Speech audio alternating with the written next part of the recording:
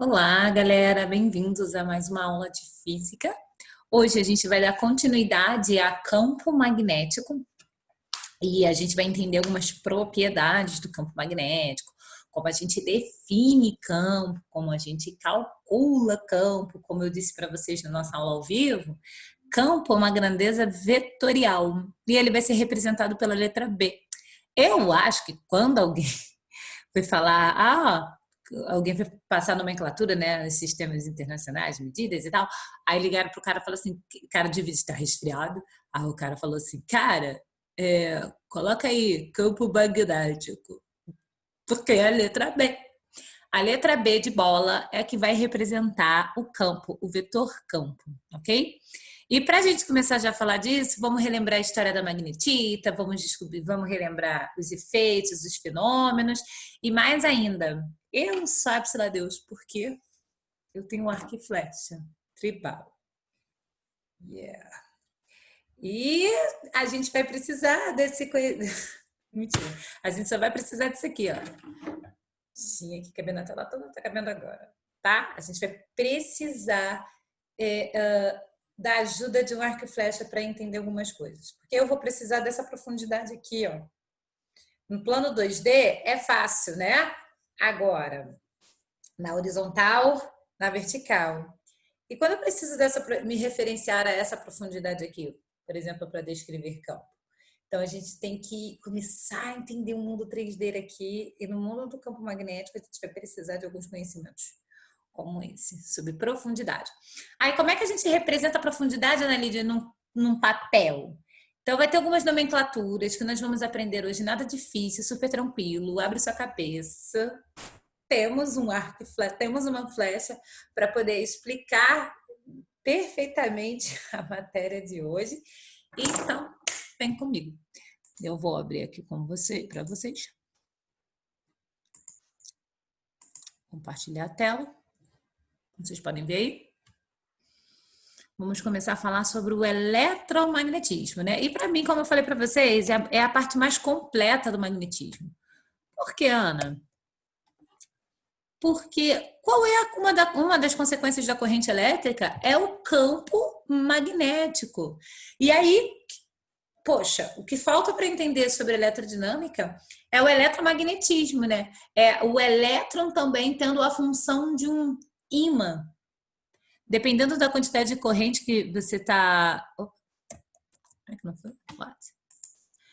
Dependendo da quantidade de corrente que você tem... Agora foi? Num fio, o fio é capaz de grudar... Eu ia mostrar um fio aqui.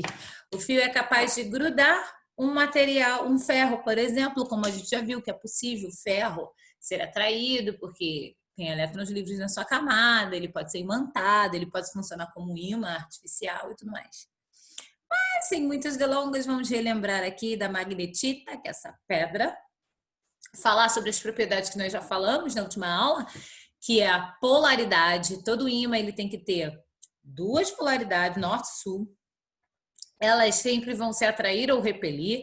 Quem vai se atrair? Polaridade de nomes diferentes, né? Sul com norte, norte com sul. Quem vai se repelir? Norte com norte, sul com sul, ok? E o princípio da inseparabilidade, que é importante falar também, que eu posso dividir em diversos tamanhos, que eu sempre vou criar um novo ímã, eu não tenho a condição de um monopolo. E aí, já estamos chegando mais perto do que a gente quer falar hoje, que é o campo.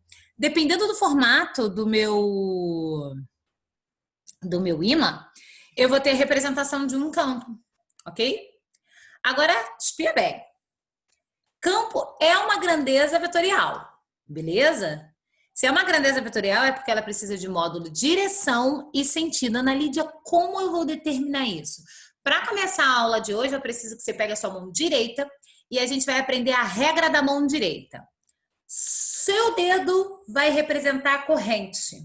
Os outros dedos vão representar o campo, ok? Eu vou pegar uma outra flecha.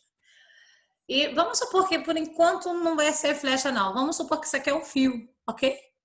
E nesse fio ele está ligado a uma diferença de potencial e eu sei que ele vai criar um campo magnético ao redor dele. Olha só, o fio ele tá se comportando como ímã agora também. Além de estar gerando corrente elétrica, tem campo ao redor desse fio.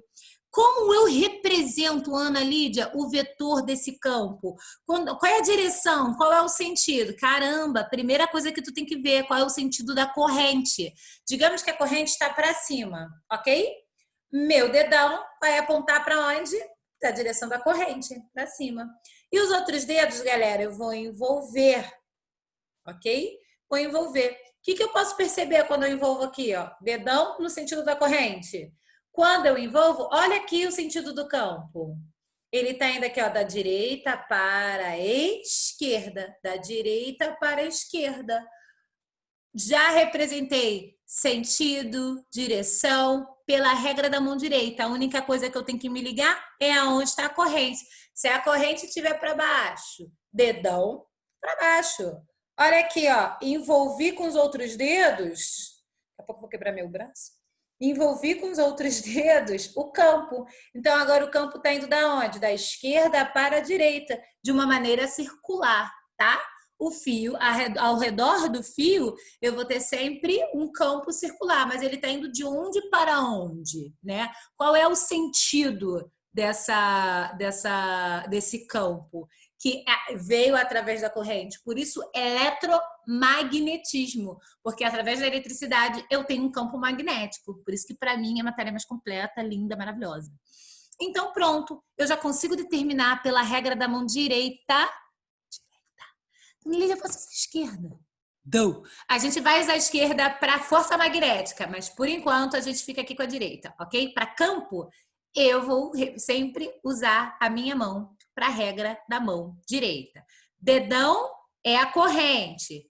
Os outros dedos vão envolver o fio. Vamos ver, o fio tá assim, Ana. O fio não tá mais em pé, o fio tá deitado. Corrente tá para lá? Então, meu dedão vai estar para lá. E aqui, ó. Olha aqui os outros dedos desenvolvendo. Agora eu já tenho a direção. Então como é que eu vou representar, gente? Vocês representam como vocês quiserem, mas tem que ter a direção do... Eu tenho que ter a noção do sentido, tá? De fora para... Perdão, de fora para dentro, de dentro para fora. Você escolhe, ok? A corrente agora tá para lá. Dedão na direção da corrente. Sempre envolvo o meu dedo. E descubro qual é o sentido desse campo. Difícil? Então aqui eu escrevi, para não esquecer, Polo Norte. Linha de saída sempre vai ser assim, o campo num ímã vai sempre sair do Polo Norte e entrar no Polo Sul. Sempre Norte, Sul. Show ou não show? Outra coisa, campo magnético é a região do espaço em torno de um condutor percorrido por corrente elétrica ou em torno de um ímã. Para cada ponto do campo magnético existe um vetor denominado, aí o vetor B, que eu falei, Ana Lídia, campo magnético vai ser representado pela letra B, é o que eu falei, magnético, deve ser. Denominado campo magnético no Sistema Internacional de Medidas, a unidade B é o Tesla.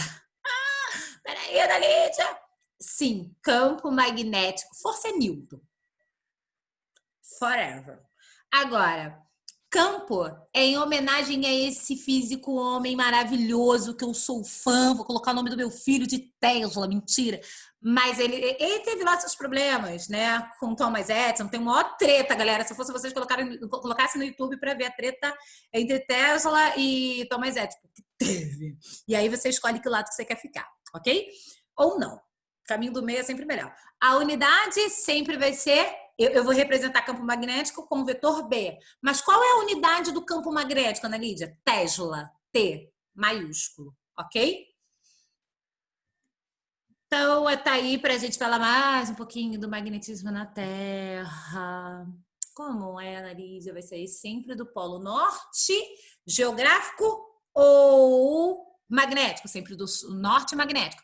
Norte magnético e entrando no sul magnético. Peraí que eu acho que eu fiz errado. Norte magnético entrando no sul magnético. Agora sim, né? Sul tá para baixo, então o norte tá para lá. Norte magnético para o sul magnético. Não esqueçam que é ao contrário. Onde é o norte geográfico é onde é o sul magnético e vice-versa. Beleza, né, galera? Então, Aqui tá mais aquele fenômeno que eu canso de falar para vocês. Lá, eu acho que é na troposfera. Eu posso estar errando, mas eu já falei isso na aula ao vivo para vocês. Dá uma olhadinha lá. Na troposfera, eu tenho um encontro de uma energia do Sol que joga em direção à Terra. E como nos polos da Terra, né, da Terra eu tenho maior concentração de campo, eu tenho uma representação linda da explosão solar no campo magnético da Terra, que são as auroras. Tem a aurora boreal no Polo Norte e a aurora austral no Polo Sul. Eu aí coloco para vocês, depois vocês leem devagarinho, com calma, por que acontece a aurora boreal e austral. É bem legal, gente. Nossa. E na nossa próxima aula, eu vou começar a falar sobre... Ah, isso é muito legal, né? Aonde tem campo magnético nos outros planetas? Tem, Ana Lívia? Em alguns pontos de determinados planetas tem campo magnético. E olha a representação, olha como é que eu sempre vejo as auroras acontecendo nos outros planetas. Show de bola, né, gente? Olha só da gente saber que tem uma aurora aqui, a gente descobre que tem uma aurora lá também. E aí a gente descobre que em determinada região tem campo magnético, então deve ter ferro líquido. Ai, como isso pode ser estudado, gente? Tem muita coisa para a gente estudar ainda na física, né? Dentro da astronomia, por exemplo.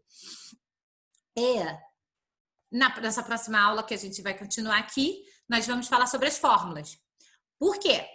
Como é que eu represento o campo magnético, Ana Lídia? O campo magnético é uma grandeza vetorial, então ele precisa de módulo. Como eu vou representar um módulo, né? A quantidade de campo, qual é a fórmula? Cada formato de ímã vai ter sua fórmula? Ok? Então, a gente vê isso daqui a pouquinho.